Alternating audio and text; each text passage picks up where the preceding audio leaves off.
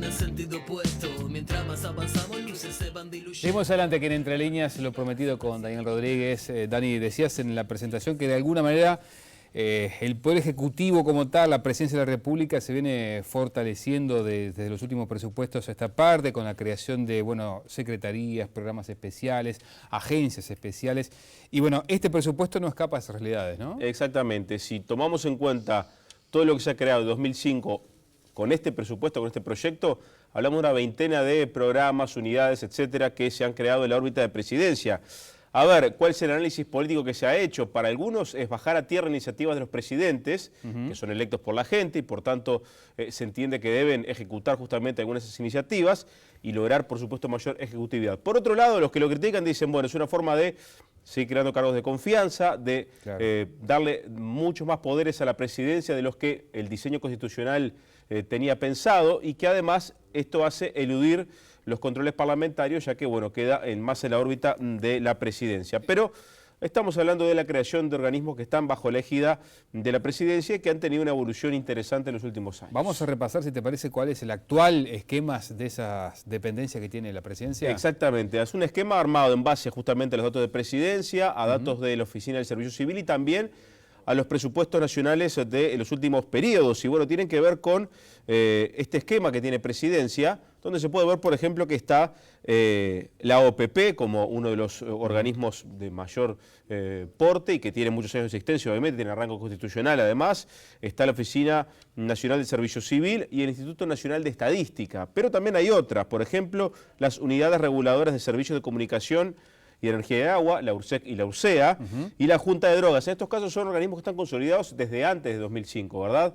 Y en algún momento vamos a estar viendo también un poco las fechas de creación. Pero también hay otras que se han creado en los últimos periodos: la Agencia del Gobierno Electrónico y la Sociedad de la Información, la Agencia Uruguaya de Cooperación Internacional, la Agencia de Compras y Contrataciones del Estado, el Sistema de Emergencias, la Unidad de Seguridad Vial, la UNASEV, el Programa Agenda Metropolitana, la Secretaría Nacional Antilavado y la Secretaría de Derechos Humanos. Donde, bueno, tienen mucho peso en lo que tiene que ver a veces con su dirección, tanto la Prosecretaría como la Secretaría de la Presidencia, ¿no?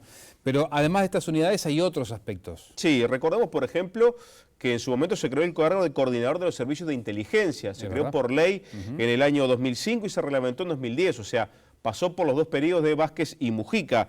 Y este coordinador depende directamente, reporta directamente al presidente de la República. Hubo otras experiencias, por ejemplo, el plan de salud bucal que se aplicó en el primer gobierno de Vázquez, el plan Juntos en el gobierno de Mujica, el Fondes, que tuvo un funcionamiento directo desde la torre ejecutiva, y también la idea aquella de Mujica que no se concretó en los hechos, más allá que se votó en el presupuesto, de los coordinadores departamentales. Es verdad. Si te parece, vamos a ir repasando en qué momento se fueron creando cada una de estas unidades. Exactamente. Vamos a hacer repaso justamente de esas fechas. Vamos a arrancar con el gobierno de Valle, donde se dio la creación de dos unidades concretas para la presidencia, que fueron la URSEA y la URSEC, las reguladoras de servicios de energía y agua y también de servicios de comunicación. Pero no hubo otras oficinas que se crearon en el gobierno de Valle. Después pasamos a la primera administración Vázquez, donde está la AGESIC, el Sistema de Emergencias, la UNASEV, la Agenda Metropolitana, la Secretaría Antilavado, la Coordinación de Inteligencia, como decíamos, el Plan de Salud Bucal, también estuvo el Plan de No Cabo a las Drogas, entre los datos que se arroja del primer gobierno de Vázquez. En el gobierno de Mujica, el Plan Juntos pasa a la Secretaría de Derechos Humanos, que estaba en el MEC, fue creado en el 2005, este organismo pasa a presidencia. Bueno, lo dicho, la agencia vinculada a la cooperación internacional, la de compras estatales, la idea aquella de los coordinadores departamentales y el Fondes. Sí, las últimas presidencias además han incluido en su órbita todo lo que tiene que ver con la temática de los derechos humanos, enfocada básicamente a todo lo sucedido en el pasado reciente. Sí, hacemos la acotación. La Secretaría de Derechos Humanos, que actualmente dirige Javier Miranda, tiene otras competencias, viene de otro tiempo además. Recordemos, en un cargo estaba en el Ministerio de Educación y Cultura y que pasó a presidencia.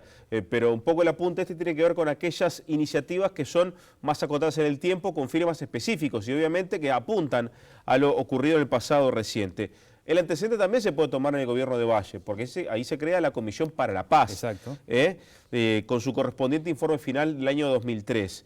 En la primera administración Vázquez se ubica la tarea de seguimiento de la Comisión para la Paz y la publicación de la investigación histórica sobre derechos humanos, lo que se denominó en su momento el Libro Blanco. El Libro Blanco.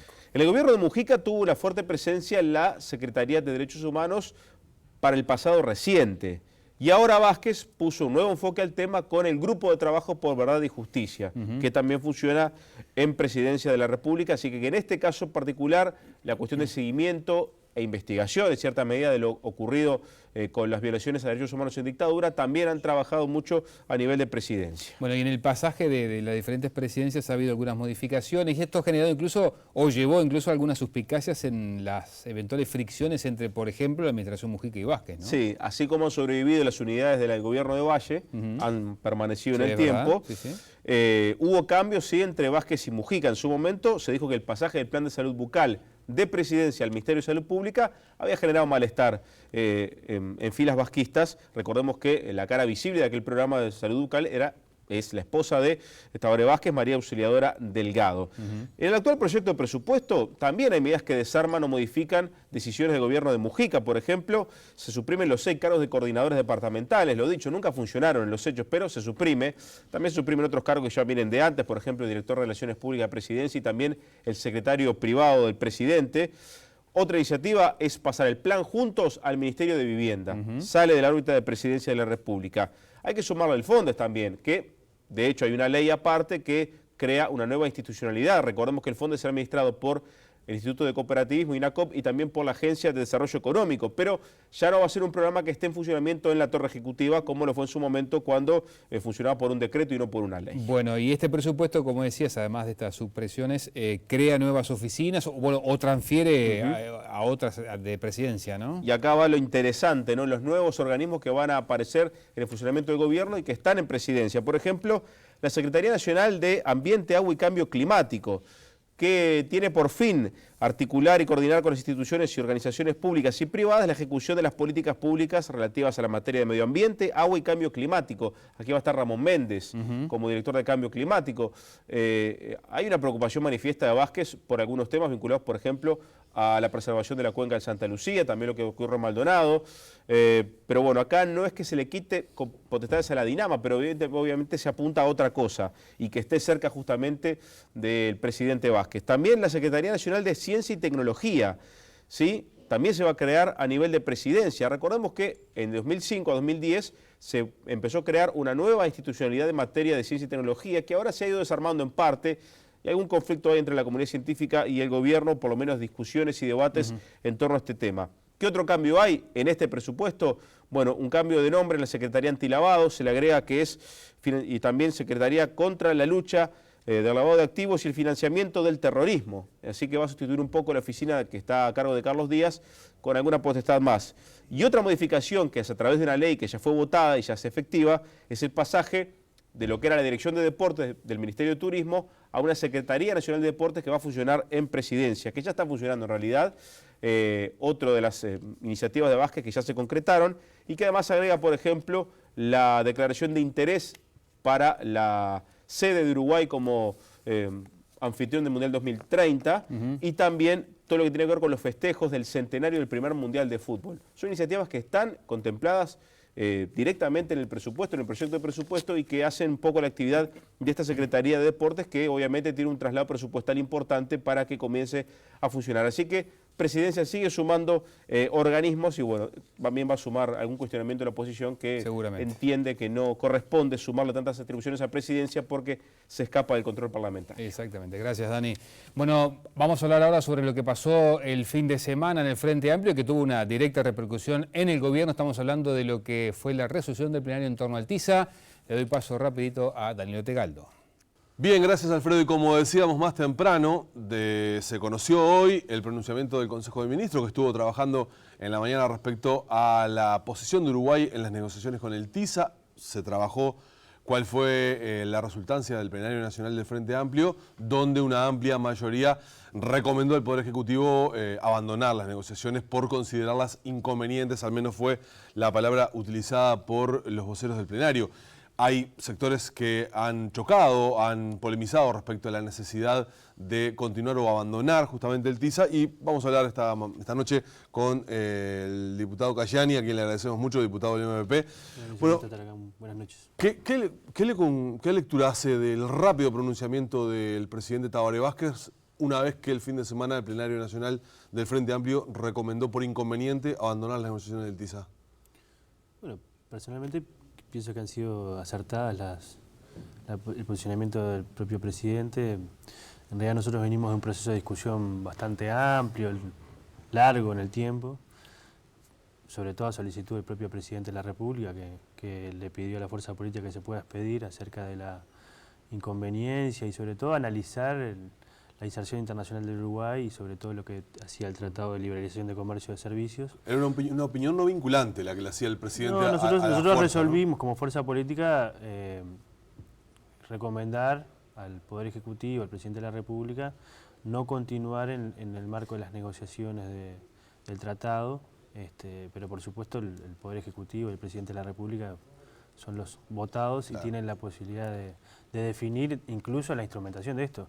Y Sin duda que sorprendió gratamente. ¿Sorprendió tan rápido el pronunciamiento? Sí, sí, sorprendió gratamente porque en realidad creo que también demuestra que el propio presidente, a la luz de la solicitud que le hizo la fuerza política, respondió claramente a la solicitud que le hizo la fuerza política, y creo que es importante porque en realidad en este país, algo creo que dice el Fito Garcés, los partidos políticos tienen un peso muy importante y creo que los presidentes que gobiernan con sus fuerzas políticas para el conjunto de la población, pero que también tienen una ida y vuelta con la fuerza política, también son por lo menos presidentes y ejecutivos más fuertes, y creo que es importante esa señal que está dando el presidente Vázquez. La oposición en las últimas horas, a la luz de estos acontecimientos políticos, decían y señalaban a través de redes sociales y públicamente que le mandaban el mensaje al presidente: usted es el presidente de los uruguayos y no del Frente Amplio, ¿no? Y la oposición es como la parda flora, ¿viste? Ayer le daban se solidarizaban con el presidente y hoy ya estaban pidiendo la interpelación del canciller Rodolfo Nino. Es decir, como te digo una cosa, te digo la otra.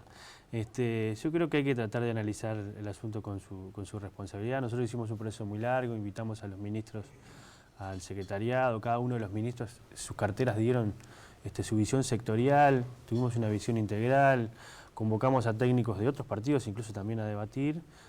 Y creo que la principal definición que se sacó es que en realidad el TISA podría implicar pan para hoy y hambre para mañana. Es decir, nosotros liberalizamos la economía en un sector muy importante como es el sector de servicios, que tiene sobre todo un dinamismo muy grande a nivel internacional, pero también nos podía restringir el desarrollo de políticas futuras soberanas que tienen que ver con la regulación de algunos servicios importantes como las telecomunicaciones y energía. Por tanto, también entendíamos que lo que había para ganar y perder quizás era más lo que se podía perder que lo que se podía ganar. Cayani, obviamente analizando lo que fue la resultancia del plenario nacional del sábado, allí el MPP tuvo un peso muy importante, obviamente, en la decisión, en esos 117 votos contra 22, en definitiva, que fue como se estuvo posicionando la votación en el seno del plenario.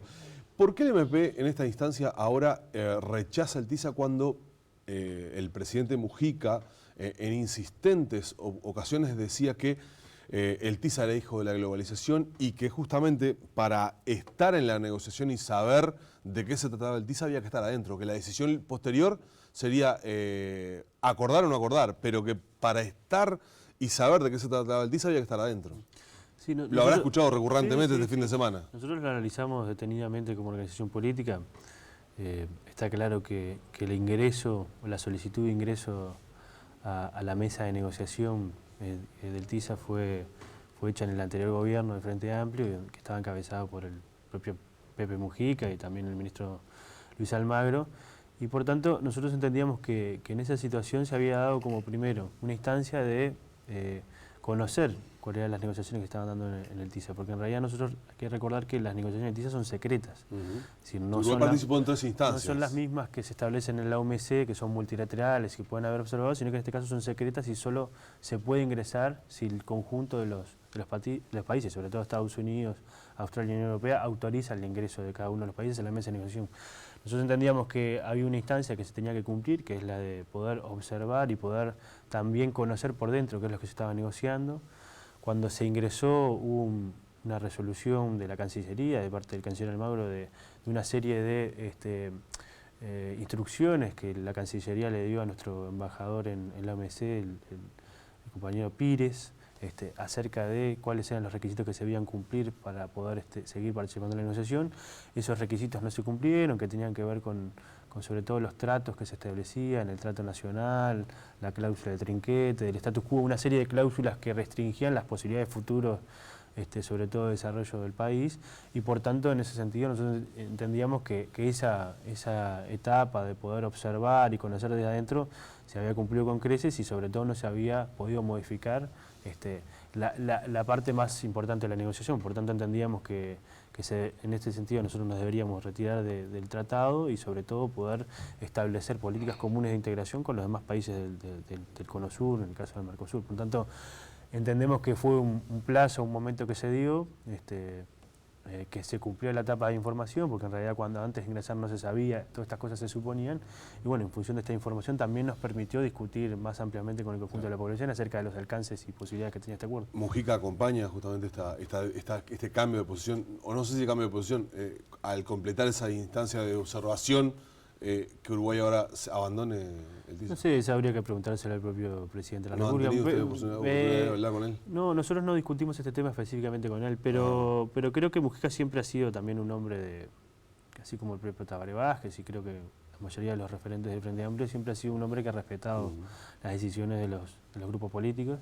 Nosotros no discutimos este tema específicamente con él, pero sí él ha tenido una visión que creo que es compartida en términos generales, que como país chico, donde nosotros tenemos que tratar de ingresar a los circuitos más dinámicos del comercio mundial y del mundo globalizado, sí que Uruguay puede ser por lo menos observador. Hoy somos observadores de la Alianza por el Pacífico también, y esa filosofía que Mujica implementó creo que también cerraba. Creo que hoy ya cumplimos esta etapa de información y teníamos todos los elementos para tener una decisión más importante. El canciller Nino Boa, unas horas antes del plenario nacional, tuvo afirmaciones o conceptos fuertes respecto a que, por ejemplo, Uruguay abandonara el TISA sería como de alguna manera dejaba mal parado al país como negociador frente a estas situaciones de que por un lado solicitaba ingresar y en el medio del proceso abandonaba esta instancia. ¿Cómo observan ustedes esas declaraciones de Nin? Sí, yo creo que está bien sentarse a la mesa a negociar. Creo que el canciller utilizaba una metáfora como que si uno se retiraba de la mesa de negociación podía hacer el menú. Yo creo que... Sí, y no decía incluso que probablemente en otras instancias posteriores tal vez no se tuviera en cuenta Uruguay. Sí, no sé, eso habría que evaluarlo. Lo que sí es verdad es que más que el menú, nosotros no debemos ser ni el menú, ni el postre, ni el plato principal de ningún tipo de negociación. Yo creo que en realidad Uruguay tiene, y creo que esto es un activo del conjunto de los ciudadanos de Uruguay y de los diferentes gobiernos que han pasado, que es tener certeza jurídica. Yo creo que hubiera sido peor para el Uruguay que Uruguay establezca un menú de ofertas, sobre todo una lista negativa como se tenía que cumplir en las próximas rondas de negociación, y que luego se retire porque la fuerza política no la apoyara. Yo creo que es mucho más serio justamente, sobre todo por la certeza jurídica que queremos construir, que el Uruguay haya recabado la información, se haya informado acerca de cuáles son los intereses ofensivos y defensivos de cada uno de los países que integran este tratado o que están por lo menos negociando en este tratado, y en función de eso tomar la resolución como se toma ahora. Y en el final le quiero preguntar, ¿cómo queda la interna del Frente Amplio? Veía, por ejemplo, que los principales bloques, el Frente Libre de Sereni, versus MPP, por ejemplo, veía que usted en estas horas tenía algún intercambio en tweet con uno de los principales operadores, que es Esteban Valenti, del Frente Libre de Sereni, y digo, ¿cómo queda la interna? No, a ver, la discusión en el plenario fue muy franca y fue fraterna. En realidad no fue una discusión de las más polémicas que hemos tenido.